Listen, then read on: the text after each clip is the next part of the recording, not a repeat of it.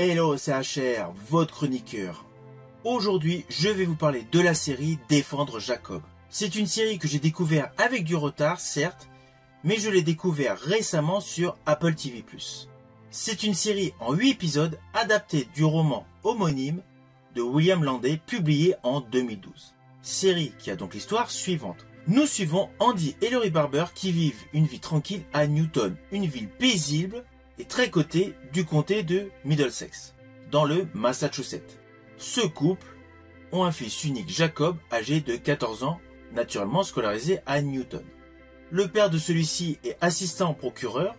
La mère de celui-ci s'occupe d'une école pour enfants maltraités.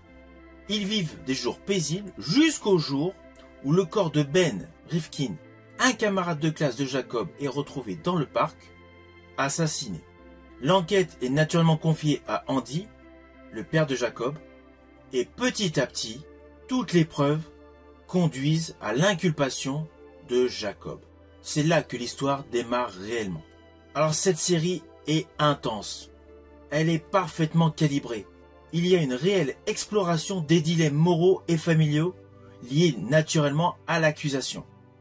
Tout le côté dramatique est parfaitement construit, faisant monter crescendo un côté anxiogène jusqu'à un final inattendu. Alors Andy Barber est interprété par Chris Evans et Laurie Barber est interprétée par Michelle DeCarty. Alors Chris Evans, connu tout le monde grâce au monde Marvel avec son interprétation de Captain America. Michelle DeCarty a déjà derrière elle une très belle carrière qui a débuté au cinéma en 2011 avec Anna, mais qu'on a pu voir récemment dans Vol à haut risque où j'ai effectué une vidéo. Sinon, naturellement, pour tous les fans des films d'Downton Abbey, vous avez pu la voir sur grand écran dans les 3 films sortis successivement en 2019, 2022 et prochainement 2025. Autour de ce couple, naturellement, Jaden Martell, personnage central de l'histoire de toute la série, que j'avais particulièrement apprécié dans le film Le téléphone de Monsieur Harrigan, une adaptation d'un roman de Stephen King pour la chaîne Netflix, c'était en 2022, film qui marquait son retour dans une adaptation de Stephen King, car en 2017 et 2019, il avait joué dans le diptyque Ça, où il interprétait Bill Dunbros. Il fait partie de la nouvelle génération d'acteurs prometteurs.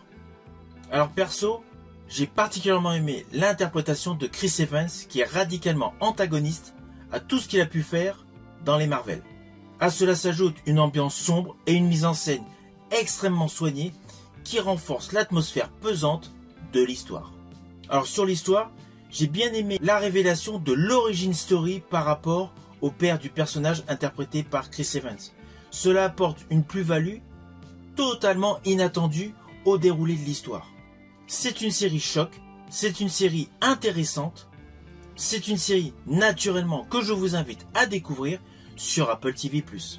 Si vous avez aimé ma vidéo, n'oubliez pas, petit pouce vers le haut, pensez au partage et pensez à me mettre en commentaire tout simplement quel drame judiciaire mettant en exergue un procès vous avez préféré à la télé.